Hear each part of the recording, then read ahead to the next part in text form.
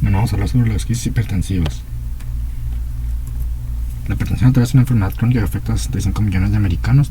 La hipertensión arterial no controlada puede progresar a crisis hipertensivas, las cuales van a definir como una elevación grave de la presión arterial. Una presión arterial diastólica mayor a 120 milímetros de mercurio y una presión arterial sistólica mayor a 180 milímetros de mercurio. A pesar de la gran prevalencia de hipertensión arterial en la población general, solo una pequeña proporción de pacientes van a desarrollar crisis hipertensivas.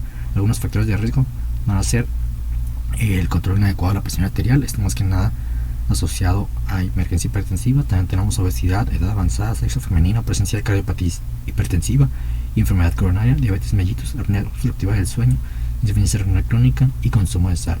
Aquí el control inadecuado de la presión arterial basado en mediciones ambulatorias de la presión arterial sistólica va a ser un factor independiente de emergencia hipertensiva. Las crisis hipertensivas se van a subdividir en urgencias hipertensivas y emergencias hipertensivas dependiendo del daño agudo a órgano diana, como daño cardiovascular, renal o neurológico. Las emergencias hipertensivas implican un estado de mayor gravedad y peor pronóstico por presencia de daño agudo a órgano blanco, como encefalopatía hipertensiva, crisis adrenal, infarto agudo de miocardio, hemorragia subaracnoidea, evento isquémico cerebral, disección aórtica aguda, preeclampsia y eclampsia. Típicamente estas van a ser condiciones en las cuales va a haber un aumento súbito de la presión arterial o de las cifras tensionales que requiere que se reduzcan de manera inmediata, no necesariamente a niveles normales, mediante el uso de fármacos endovenosos en un lapso de minutos a horas. Las urgencias hipertensivas se van a presentar generalmente pacientes con hipertensión arterial crónica previamente diagnosticada con daño crónico a un órgano diana, pero que no presenta relación alguna con daño agudo a órgano diana.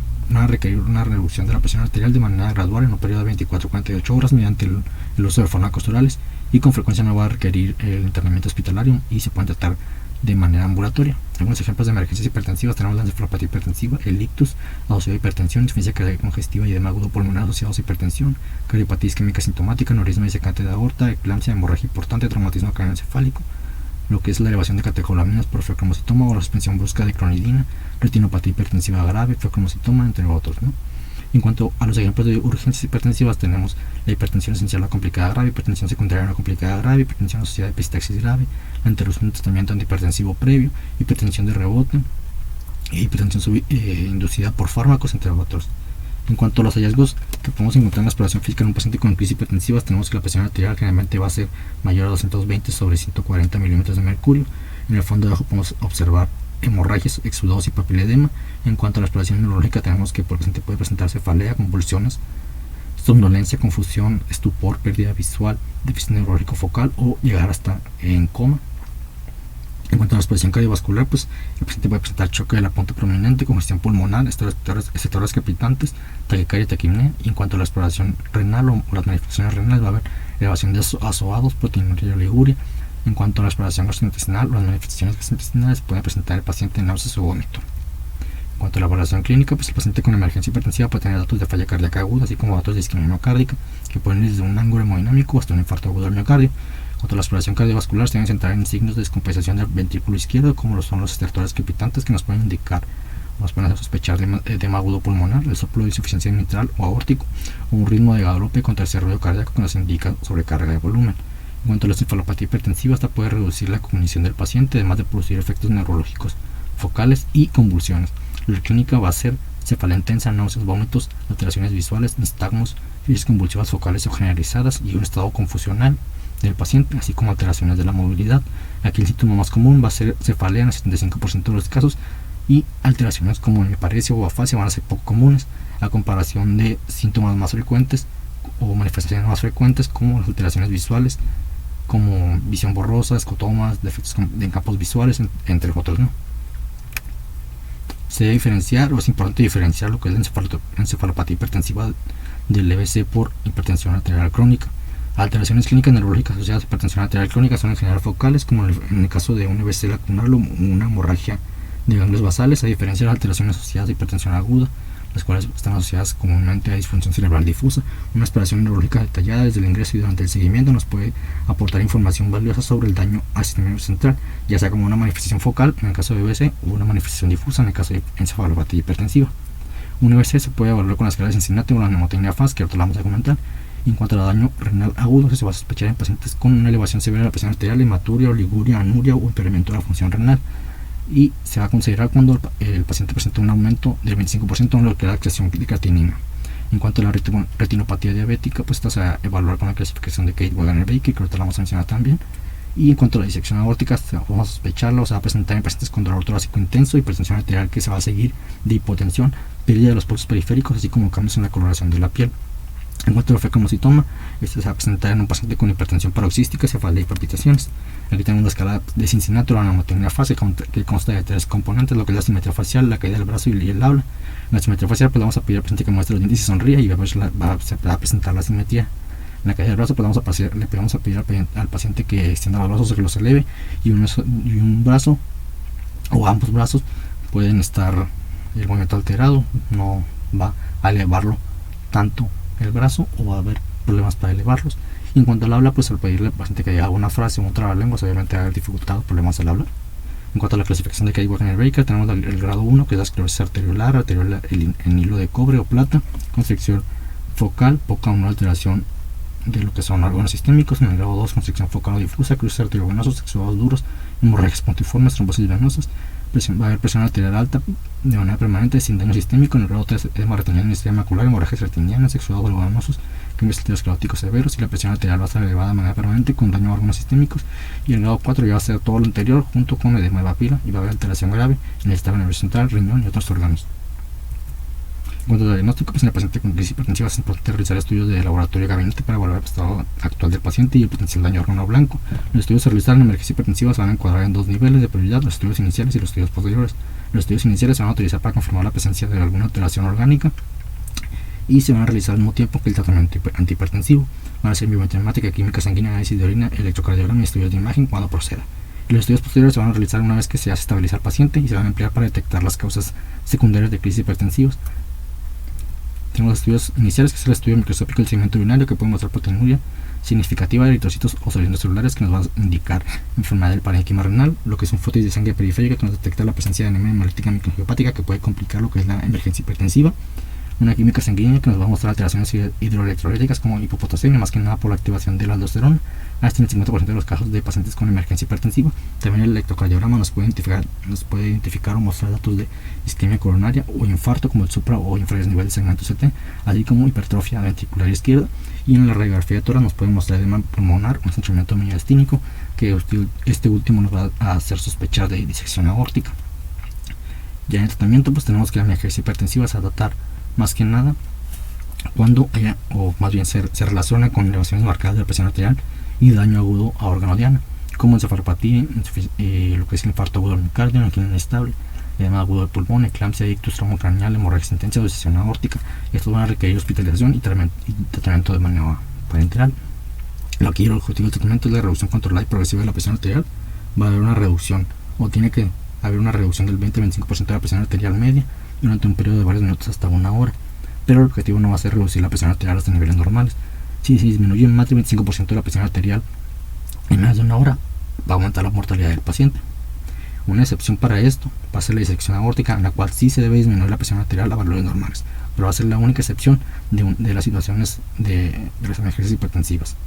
En cuanto a urgencia hipertensiva, si no hay lesión aguda en órganos diana, no se precisa lo que es la hospitalización y se trata de manera ambulatoria con tratamiento oral combinado de inicio de acción rápido, y el objetivo va a ser del tratamiento va a ser la reducción de la presión arterial en 24-48 horas, generalmente, pues como ya comenté, en un contexto ambulatorio. Tenemos que los fármacos parenterales que se utilizan principalmente pues, en la emergencia hipertensiva van a ser nitroprusiato de sodio, nitroglicerina, labetalol, esmolol, nicardipino, fenolidopam y fentolamina. En el caso del nitroprusiato de sodio, es la elección en encefalopatía hipertensiva por su rápido inicio de acción, vida media corta y tener mínimo efecto adverso en lo que es el flujo sanguíneo cerebral. Las infusiones van a ser de 0.3 miligramos por kilo minuto. Se tiene que tener cuidado, ya que en los eritrocitos se va a transformar en cianuro, el cual a su vez por las rodanas hepáticas se va a transformar en tiosinato, que va a bloquear la cadena transportadora de electrones y puede bloquear lo que es la cadena transportadora de electrones y causa lo que es un síndrome psicoorgánico. Por lo tanto, se deben de medir sus niveles en el cuerpo. Tenemos el nicardipino, que aumenta el volumen sistólico del flujo sanguíneo coronario con efecto favorable en lo que es el equilibrio de oxígeno del miocardio, y es útil en la arteriopatía coronaria, insuficiencia cardíaca sistólica. Se administra por vía intravenosa con un inicio de acción 5 a 15 minutos y dura 4 a 6 horas. También tenemos el labetalol, que disminuye la frecuencia cardíaca manteniendo el gasto cardíaco, reduce la resistencia vascular sistémica sin disminuir lo que es el flujo sanguíneo periférico ni afectar lo que es el flujo sanguíneo cerebral, renal o coronario, y es útil en AVC y disección aórtica.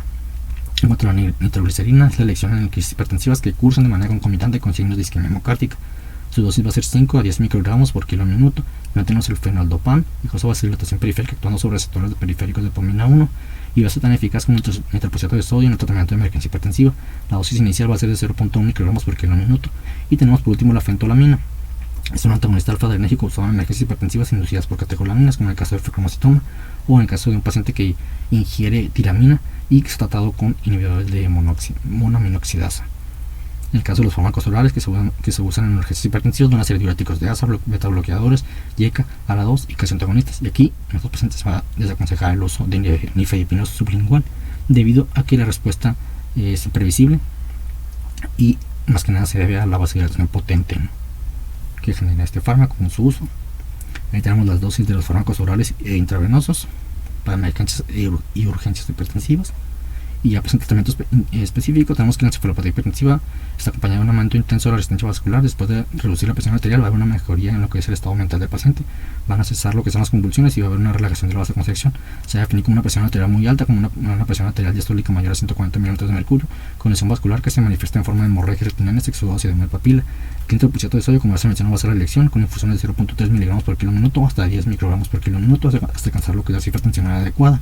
Y no se va a recomendar lo que es un nifedipino ni el captopril sublingual. En cuanto al evento cerebrovascular, la disminución abrupta en la presión arterial después del leve isquémico puede llevar a un incremento del tamaño de ese infarto.